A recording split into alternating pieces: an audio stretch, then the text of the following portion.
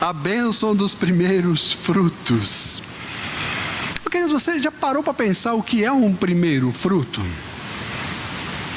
Não estou falando teologicamente. Esqueçam o pastor Evandro, não é ele que está aqui agora. O que é um primeiro fruto em uma árvore? Você já comeu o primeiro fruto que uma árvore deu? Alguém aqui já teve essa experiência? Já teve gente que teve essa experiência. Mais pessoas tiveram essa experiência. Eu, quando eu tinha 12 anos de idade, eu tive uma experiência com os primeiros frutos de uma árvore, que foi uma das coisas mais fantásticas que eu já vi. Por cima da minha casa tinha um pé de goiaba. E esse pé de goiaba dava umas goiabas muito bichadas. Mas a gente, quando é menino, né? Com o bicho fica mais gostoso ainda. E a gente comia aquelas goiabas normalmente. Até que um dia foram construir a casa, foram bater uma laje, aquela casinha velha, minha irmã está ali, ela tinha a casinha velha que ela chegou a morar. Aí meu pai fez uma outra casa, foi bater uma laje. O que teve que fazer? Teve que cortar o pé de goiaba. E o pé de goiaba ficou esquecido. Bateram a laje, passou um tempo. Um dia eu estava debaixo de casa e falei para mim, eu vou naquele pé de goiaba, tinha começado a brotar, né? Tinha uma tocheira assim, ninguém nem observava o que tinha ali, só tinha folhas. Eu vou naquele pé de goiaba que eu vou arrancar goiaba. Mas era um pé pequenininho, devia dar 1 metro de largura, com 1 metro de altura e só folhas. Quando eu cheguei lá, tinha umas 3 goiabas, uma desse tamanho debaixo daquelas folhas, mas sem bicho nenhum, perfeitas. Acho que foram as melhores goiabas que eu comi na minha vida.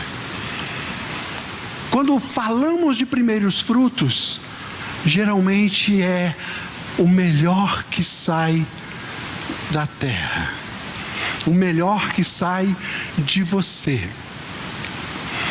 O texto base dessas nossas mensagens, Romanos 11:16, se é santa a parte da massa que é oferecida como primeiros frutos, toda a massa também o é. Se a raiz é santa, os ramos também serão.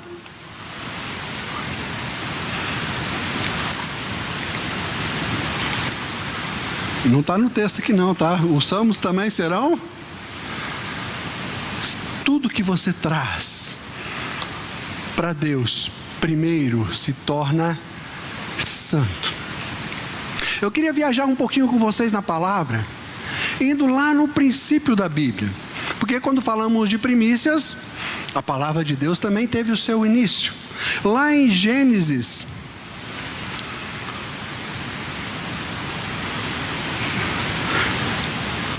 capítulo 4, verso 3 e 4. Abra sua Bíblia. Nós vamos ver um momento de oferta de 2 irmãos. Os 2 cresceram juntos com Adão e Eva. E eu fico imaginando Caim e Abel escutando as palavras de seu pai e de sua mãe, conforme tudo havia sido criado. Ouvindo de seus pais como que Deus os visitava, ouvindo falar de quem era o Deus verdadeiro, um Deus que fez todas as coisas. E lá em Gênesis capítulo 4 a Bíblia nos diz: ao cabo dos dias trouxe Caim o fruto da terra, uma oferta ao Senhor. Abel também trouxe dos primogênitos de suas ovelhas e de sua gordura. Ora, atentou o Senhor para Abel e para a sua... O que Abel trouxe? Os primogênitos do seu rebanho. Ele trouxe o primeiro. Caim ouviu a mesma história que Abel. 2 crianças cresceram ouvindo falar de um Deus. 2 crianças cresceram ouvindo falar que Deus havia feito os céus, o mar, que Deus havia feito todas as coisas, que Deus havia com suas próprias mãos. Imagine Adão contando para Caim e Abel: olha, eu estava só e de repente Deus colocou um sono em mim e Ele arrancou uma de minhas costelas e fez a mãe de vocês. Na certa, dentro deles, deveria crescer um temor a Deus, deveria crescer no coração deles uma vontade de buscar a um Deus vivo, que fazia, que criava a vida, que tirava, que poderia tirar a vida, um Deus que tinha todas as coisas em suas mãos. Os dois escutando tudo aquilo, e aí Adão conta como que eles caíram. Olha, um dia nós estávamos um pouco distantes da vontade do Senhor, e a mãe de vocês comeu de um fruto que Deus havia proibido. Nós morávamos num lugar que era maravilhoso, um jardim cheio de delícias. Nós morávamos na presença de Deus, nós morávamos no melhor lugar possível. E veio o inimigo e nos enganou, e nós comemos deste fruto. O que aconteceu quando eles comeram desse fruto? Eles viram que estavam nus. Posso até errar teologicamente. Vamos viajar um pouquinho. Como que antes Adão e Eva não se viam nus se eles estavam nus? Como que antes um olhava para o outro? É impossível eu olhar para minha esposa e não observar que a minha esposa tem um corpo feminino.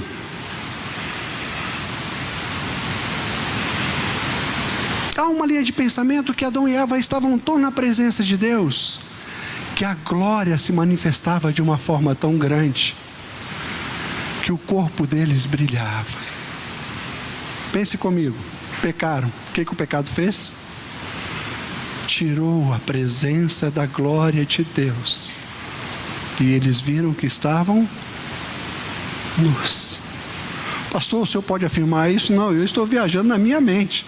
Afinal de contas, Jesus se transfigurou no monte da transfiguração junto com Moisés e Elias. Afinal de contas, o rosto de Moisés brilhava e as pessoas não conseguiam ver a face de Moisés, tão grande que era a presença de Deus na vida de Moisés. Quantos de vocês já passaram pela rua e de repente alguém disse: Paz do Senhor, meu irmão? Você olha, eu não conheço aquele camarada. Você vai chegar perto dele: Por que você desejou a paz do Senhor? Ah, pai, eu vi de longe o semblante de Deus em você. A presença de Deus em nós nos faz diferentes. Quando nós falamos de primícias e voltamos lá para o jardim, nós começamos a entender que Adão e Eva tinham uma comunhão tão grande com Deus, que tudo que eles queriam era Deus, que tudo que eles pensavam era Deus, que tudo que eles tinham era dedicado a Deus. E aí de repente rompe-se este caminho. Aí eu vou viajar mais um pouquinho com vocês, posso? Pecaram, viram que estavam nus. Aí vem Deus chamar eles. O que Adão e Eva fizeram?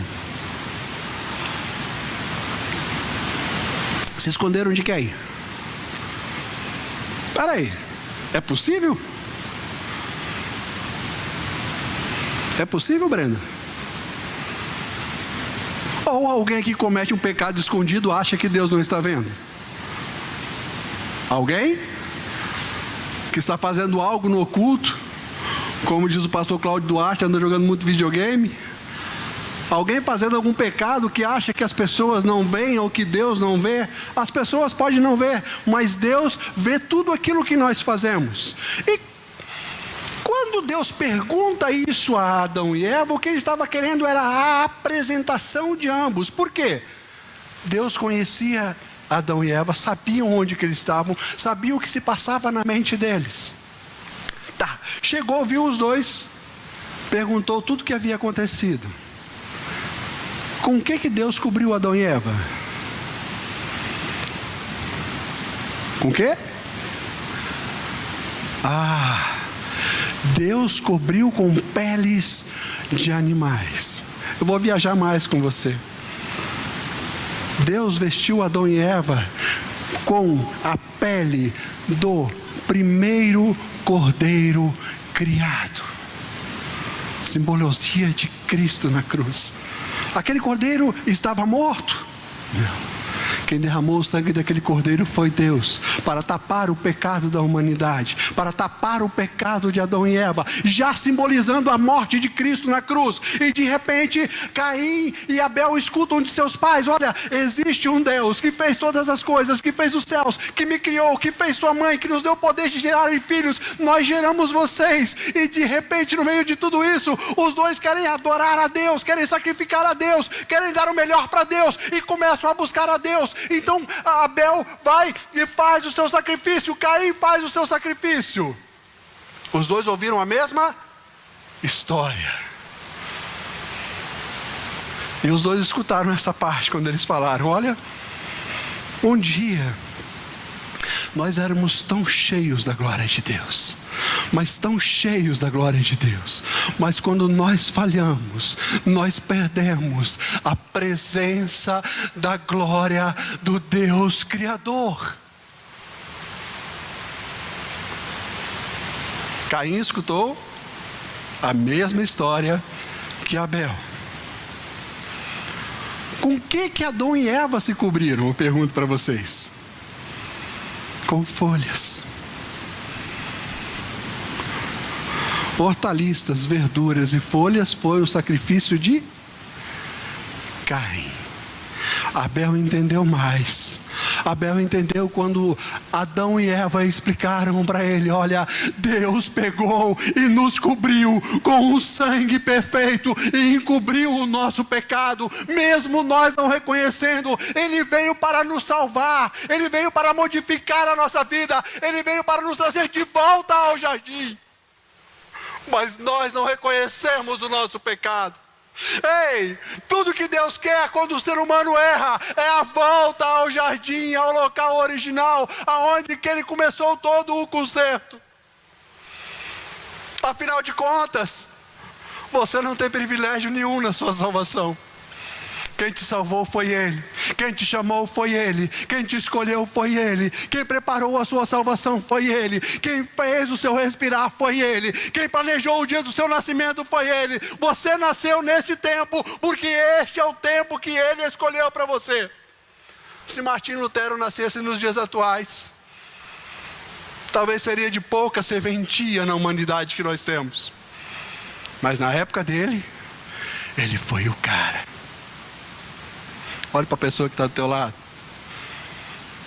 Será que esse menino que está do teu lado não é o cara que vai modificar o mundo, que vai trazer uma revolução no Evangelho, que vai fazer com que a Ibri-Jetibá salte de 1000 para 1 milhão? Será que você não é a pessoa que Deus escolheu como a primícia de um grande avivamento que vai passar através de você? Mas você precisa entender: quem sacrificou primeiro foi Ele. Foi Ele. Foi Ele quem fez tudo por você. E o que Ele quer de volta de você?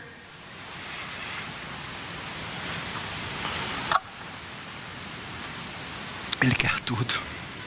Ele quer você. Entregue completamente no altar dele.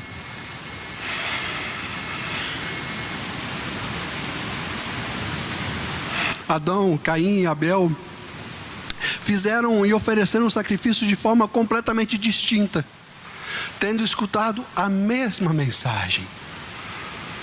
Hoje talvez nós temos aqui 100 pessoas, 150, não sei quantas cadeiras que tem. A mensagem é uma, mas tudo depende de como você vai ouvi-la. Alguns vão ouvir aqui e vão sair aqui. Outros vão ouvir e vão guardar aqui. Outros vão ouvir, guardar aqui e produzir neste mundo. Os dois tiveram a mesma educação, eles tiveram o mesmo ensino, eles tiveram a mesma capacidade. O que diferenciou foi a atitude. Pastor, mas e a oferta de Abel foi tão mais agradável? Foi. Porque ele entendeu que se ele desse o primeiro dele para Deus, o demais seria tranquilamente recompensado. Ah, pastor, mas eu não concordo com o senhor porque Caim foi e matou Abel, Abel perdeu. Perdeu ou não? Primeiro, a morar no paraíso. Ele não perdeu. Ele recebeu, foi uma bênção. Ele recebeu, foi de Deus. O maior presente que o ser humano pode ter. Quando nós fazemos para Deus, nós não perdemos. Quando nós fazemos para Deus, nada fica para trás. Quando nós fazemos para Deus, Deus nos recompensa. Mesmo que os nossos olhos não vejam, mesmo que a nossa mente não entenda, mesmo que o mundo nos condene, quando é de Deus e para Deus, a vitória, a bênção e o caminho na direção dos céus é garantida. Romanos capítulo 8, versos 19 e 20.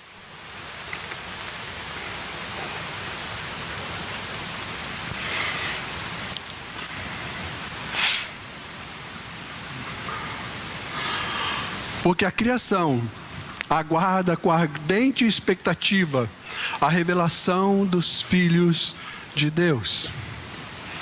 Porquanto a criação ficou sujeita à vaidade, não por sua vontade, mas por causa daquele que a sujeitou. Toda a criação espera, na realidade, a volta de Jesus. O governo de Jesus estabelecido na face da terra. Mas nota nesse texto uma coisa. Que a criação tem anseio. Toda a criação tem anseio. Deus criou os animais, as árvores, os seres humanos. Toda a criação obedece à lei que Deus criou. Menos o ser humano. O animal, ele não, até a culpa do efeito do gás de estufa que está no gado do Mato Grosso, não é culpa do gado. É a natureza dele. Ele come mato e solta muito pum mesmo. É natural ele soltar pum à vontade. E polui a atmosfera mesmo. Não é culpa do pão da vaca. É culpa simplesmente da ganância humana. Isso pode ser, mas não da natureza. A natureza anseia com expectativa a manifestação de quê? Dos filhos de Deus. Opa! A natureza não anseia verso 19, a natureza não anseia a manifestação de outros filhos. Ela anseia a manifestação dos filhos. Por quê? Voltemos ao Gênesis. Deus disse para Adão que era para Adão cuidar de toda a criação. Que toda a criação obedeceria ao ser humano. E de repente, com o erro e o pecado, fugiu do controle do ser humano.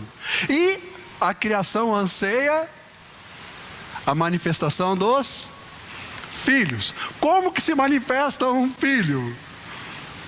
Bom, os pais geralmente fazem o seguinte: quando o filho é malvado, você está no meio de uma conversa e o filho é ruim. Aí chegam para você e falam assim: fulano é seu filho? É, né? Aí tem aquele que é bonzinho, que faz tudo certo. Fulano é seu, passou na faculdade de medicina. Já vai passar, fez a prova, passou lá em Harvard. Fulano é seu filho? É. A obediência do filho traz orgulho ao pai. A obediência dos filhos de Deus traz a manifestação de quem são os filhos de Deus. E a natureza espera com que os filhos se manifestem. Para quê? O pastor é o mais filho de Deus. Beleza. A natureza obedece aos filhos de Deus.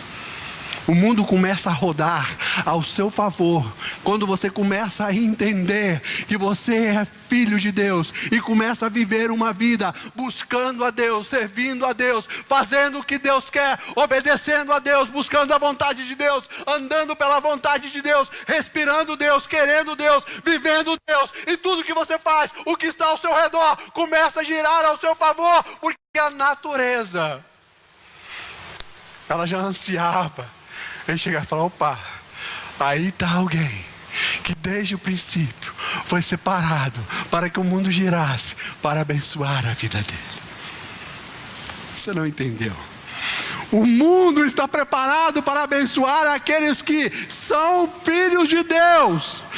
Ei, mas tudo já vai desde o início, como Abel fez, entregou as primícias daquilo que ele sabia que era de Deus. Abel entendeu que tudo era de Deus, e entregar as primícias era apenas um fator de dizer: o Senhor é Deus, não existe ninguém maior do que o Senhor, não existe ninguém melhor do que o Senhor, nada que tem nesse mundo vale mais do que o Senhor, tudo que eu quero é o Senhor, tudo que eu respiro é o Senhor, tudo que eu vivo é o Senhor, tudo que eu tenho é o Senhor. Aí veio Satanás e pensou nos seus intentos: eu vou jogar na mente de Caim e vou destruir o que Abel estava pensando. Ele não conseguiu,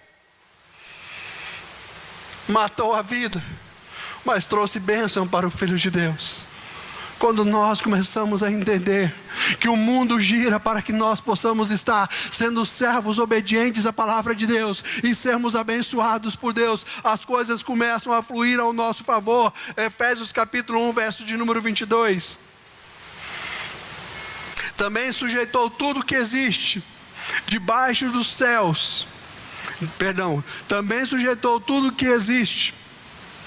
Lê essa tradução que é mesmo que vocês estão lendo, né? Sujeitou todas as coisas debaixo de seus pés, e para ser cabeça sobre todas as coisas, e deu a igreja, a reunião dos filhos. Mas só pode ser a igreja quem entende que tudo o que possui é de Deus. Pastor, eu não tenho nada.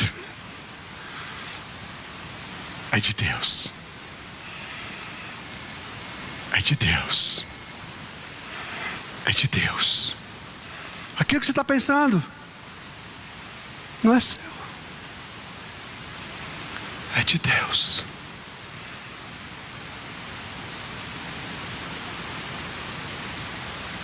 Quando o Espírito começar a mover no teu coração,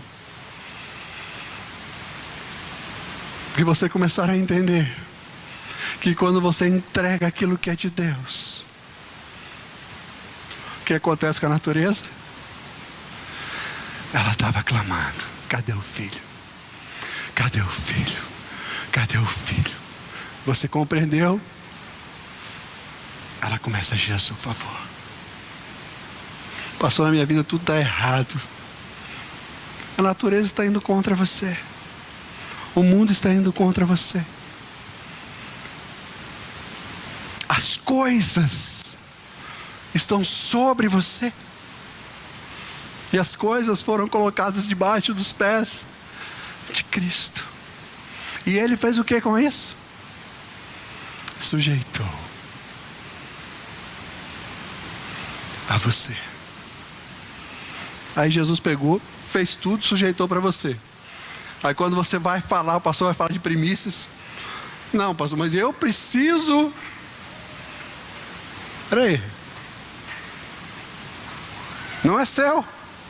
Tudo que nós temos é de Deus. A igreja primitiva entregava a sua oferta de primícias. Se você for ler o livro de Êxodo, deixa eu ver o capítulo aqui, lá no capítulo de número 23, de 15 a 17, eu não vou falar sobre isso não, tá? Você vai ver toda a manifestação das primícias reveladas lá no Velho Testamento, trazendo a pessoa de Jesus e trazendo a descida do Espírito Santo no Pentecostes. Pastor, até isso, quando nós começamos a viajar dentro da palavra de Deus, nós começamos a entender, quando nós entregamos aquilo que é de Deus, que as primícias são de Deus, até o Espírito Santo veio e falou: pá, esta casa está preparada.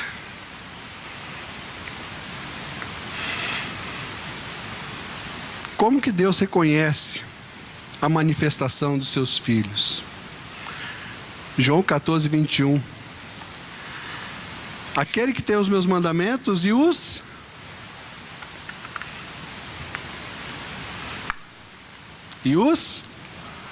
Esse é o que?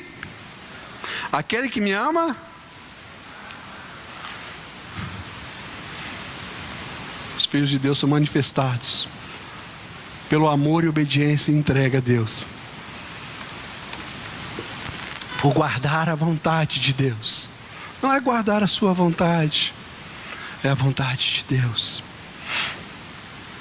E as coisas continuam contribuindo para o seu bem. Para a gente terminar, pastor, já não prego muito tempo não. Lá em Aracruz eu fico mais à vontade. Às vezes eu pego 1 hora e pouco, mas... Para a gente terminar, 1 Crônicas, capítulo 15.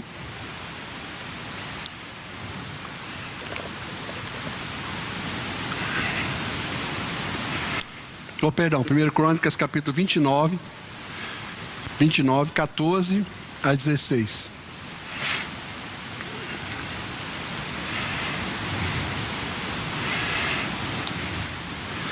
Esse texto já foi lido muitas vezes na igreja. Só que esse texto é um texto que você deveria pegar, guardar no coração. Falar, Deus, eu creio nisso daqui com todas as minhas forças. Mas quem sou eu? E quem é o meu povo? Para que pudéssemos fazer ofertas tão voluntariamente. Porque tudo vem de ti. Do que é teu, tu damos. Porque somos estrangeiros diante de ti, peregrinos como foram todos os nossos pais, como a sombra são os nossos dias sobre a terra, e não há permanência. Principalmente o versículo de número 14. De quem são todas as coisas? De quem são todas as coisas? Quando nós entregamos algo para Deus, nós estamos entregando de quem? De quem são as primícias? De quem são os dízimos? De quem é tudo que nós temos? Presta atenção aqui. Lembra do pé de goiaba? Quem plantou aquele pé de goiaba? Não sei. Quem cortou aquele pé de goiaba? Não sei. Quem produziu os primeiros frutos? Deus. Quando nós tomamos aquilo que é de Deus, nós queremos fazer o que Deus faz. Quando nós colocamos na mão dele, ele faz melhor do que nós fazemos. A vida espiritual às vezes ela é difícil. Ela é de renúncia, ela é de entrega. Tem crentes que passam a vida toda e chegam no final da vida e dizem, pastor, eu estou cansado. Não se preocupe, o seu descanso está chegando. Você vai morar no céu. Às vezes nós passamos a vida afoitos debaixo de nossos deleitos e pecados. Se preocupe. Você precisa reconhecer a Jesus e voltar aos pés da cruz. O que eu quero que você entenda nessa noite, que a oferta que você faz para Deus, ela não vem pelo que você tem a dar. Ela vem pelo que Deus deu a você. Alguém aqui vai morar no céu? O que Deus te deu? O céu. Existe preço para morar no céu? Crentes querem trabalhar de domingo a domingo. Qual é o primeiro dia da semana? De quem é o primeiro dia da semana? De Deus. As primícias são dele. Um dia a minha sobrinha perguntou para mim, tio, eu estou no colégio adventista. O tio Tiago já me passou bastante coisa já, mas eu ainda estou com um pouquinho de dificuldade. Eu falei, Sara, a melhor forma que eu tenho para falar para você é que as primícias são de Deus. Se você for começar a questionar com eles, eu passei a série de textos, falei, mas os textos para eles não vão resolver muito. O primeiro dia da semana não é seu. Ah, pastor, eu não tenho tempo para dar 1 hora ensaiar um louvor, 2 horas para ensaiar o louvor, 2 horas para fazer o evangelismo. As primícias são do Senhor. A primeira hora do seu dia, a melhor hora é de quem? Nós usurpamos e tomamos o que é de Deus. Mas quando nós começarmos a andar no caminho daquilo que é de Deus, e entender que tudo que nós temos, que nós não somos nada, que nós não podemos fazer nada, e começarmos a entregar voluntariamente, entendendo que tudo vem dele. Vou fazer uma pergunta para vocês que eu fiz na igreja semana passada. Quanto tempo vocês oram? 1 hora? Jesus disse para os discípulos lá, né?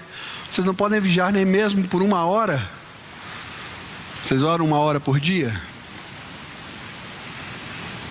Não, né? Quem é que ora mais de 5 minutos por dia? Levanta a sua mão. Aí todo mundo tem que levantar, né, gente? 5 minutos? Fazer eu oro mais de 5 minutos. Tá, glória. Mas se você está orando 5 minutos aí, tá feio. Tá ficando apertado o cerco para você, hein? Vamos começar a melhorar isso daí.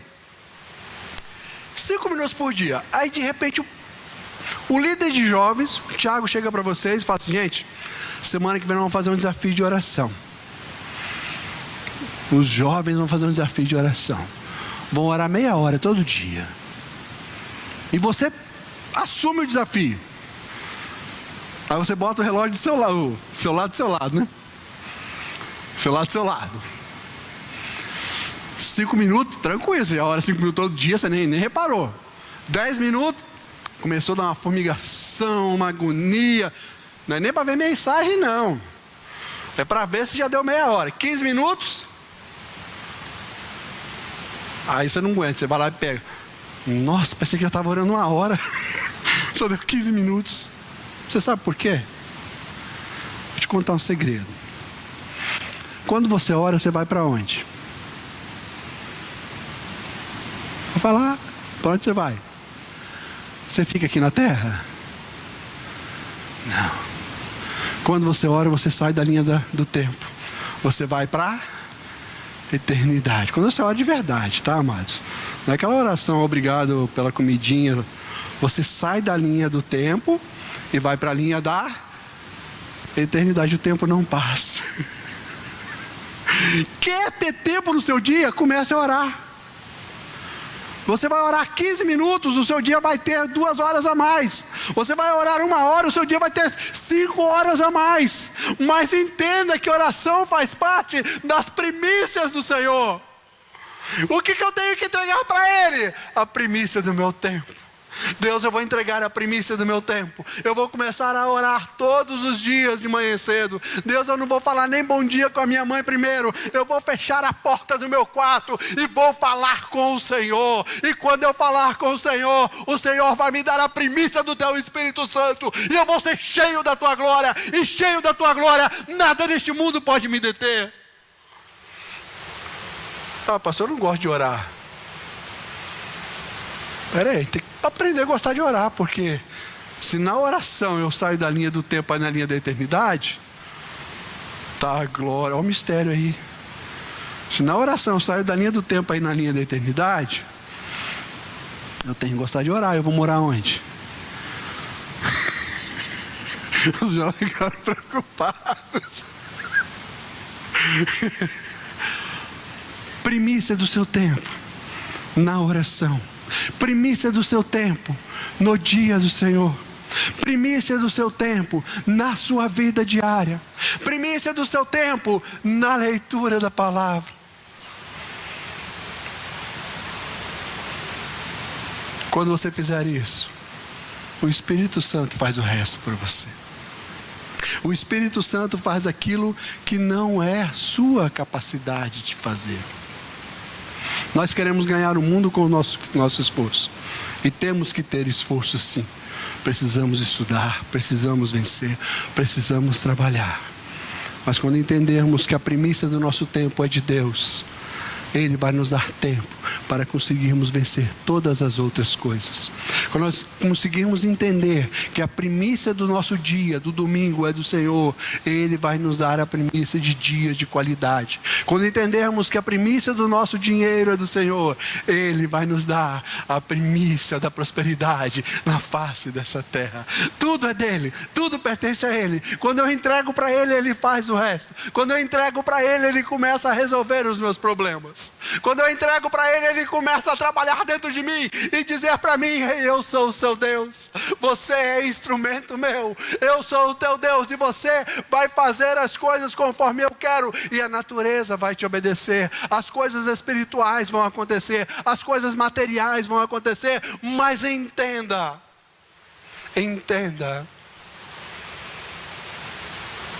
lembra do cordeiro que foi morto para tapar o pecado, que eu falei no início?